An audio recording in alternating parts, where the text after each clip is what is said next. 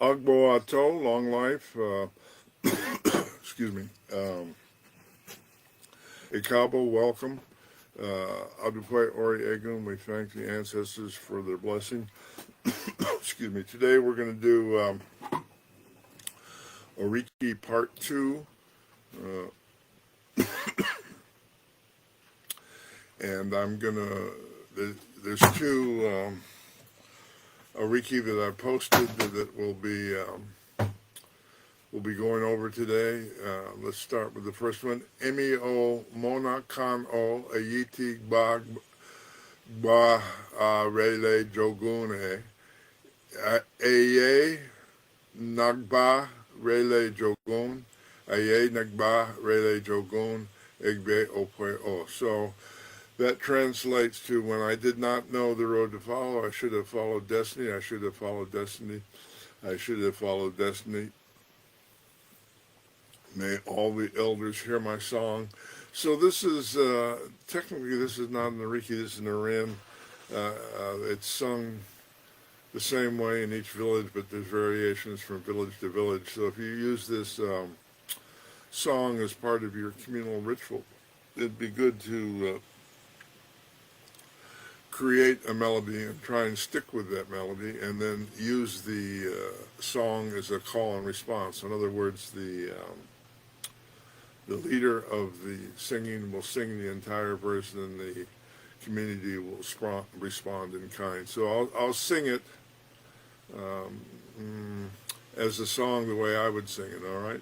Emi o mona kano itig bagba rele jogune eig nagba relo jogun eig bagba rele jogun egbe opeo. That's my particular style of singing songs. This is actually, it's kind of halfway between an OrIki and a song. The word for song in Yoruba is Orin, and the difference being that OrIki is pure heart song, is however you want to sing it. Orin is a way that's established over time, so the call and the response is the same. The community knows the song, the community knows the melody. Even within the context of it being sung, there's usually a little room for what I call freestyling, or the interjection of personal elements. In this case, the interjection of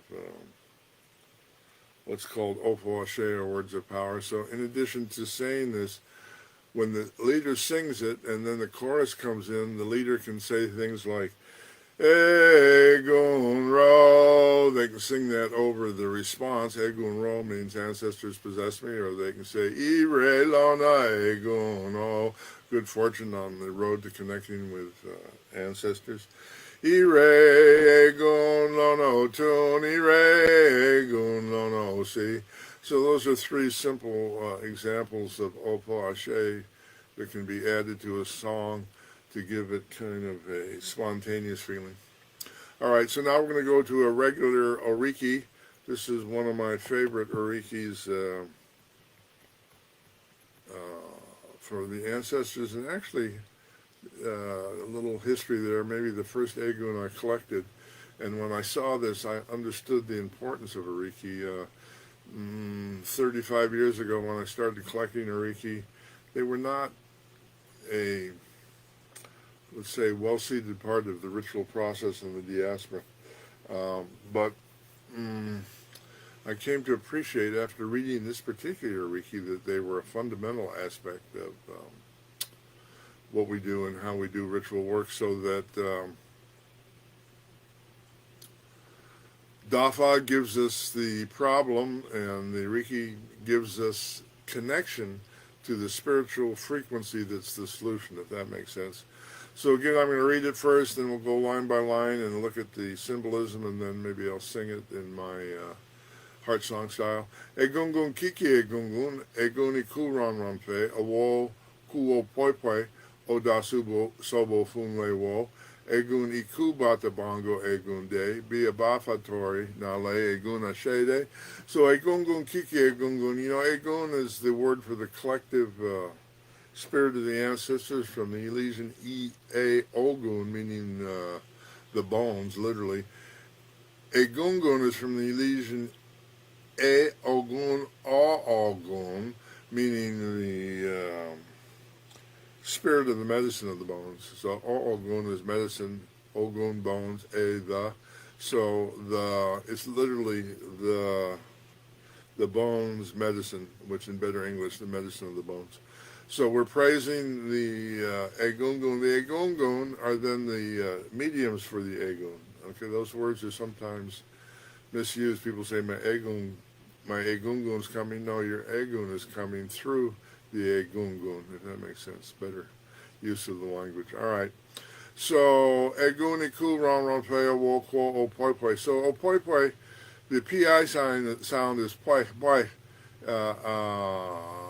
It's a unique sound of the Yoruba language, I believe, often mistranslated as opipi. It's opoipoi.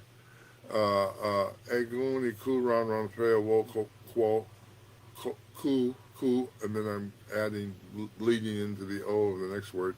Egun iku ran ran peo wo kwo poipoi. Ancestors have preserved the mystery of featherless flight. Okay, ran ran fe.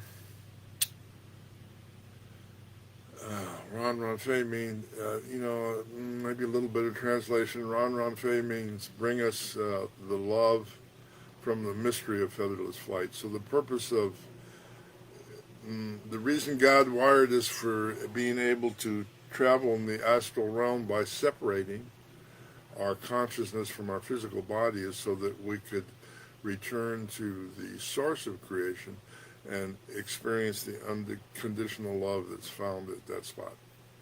Okay, Oda Sobo Fun Le Wo. You create the words of reverence and power.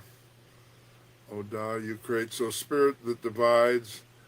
Sobo Fun makes offering. Le Awo. So Awo is a word with different meanings. It can mean mystery, it can mean divine, or it can mean, in this sense, the power of the mystery. So you create the words of reverence and power, meaning you expose and elevate and invoke the mystery of the ancestors, literally, all right? So Egun Iku Batabango, Egun Day, the drums of the ancestors announce the arrival of the ancestors. Bata bongo, bata drums in the diaspora are used for just about everything. In my experience in traditional Yoruba cultures, I was able to record at least 18 different drum combinations, only 3 or 4 of which included the bata drum. But bata is definitely used for an ancestral drum. It's definitely used for a local, and it's used for Shango and Agayu, I think. So, Bata, Iku Bata. So, Bata is literally Baba Ita, meaning father at the crossroads. Another reference to a similar idea is Ilu Ayanmo. Ayan is a tree that's used to make Bata drums in Oyo. The Ayanmo means my tree or my ancestral lineage. So those are symbolic references to the idea of tree being your ancestral tree. Hello, that's a reference that we use. And the Ayanmo that makes the Bata being the using a particular wood to generate the frequency that connects us with the ancestors. Egun Ikubata Bongo Egun Day. So, yeah, okay, we just read that. The drums of the ancestors announce the arrival of the ancestors. So, drumming is an integral part of the invocation process for Egungun masquerade, when a person dresses in the sacred vestments of the ancestors that covers their entire body and includes packets of protection sewn inside. So the process of invocation does happen in the shrine, kind of behind closed doors. You can call that in secret, I suppose.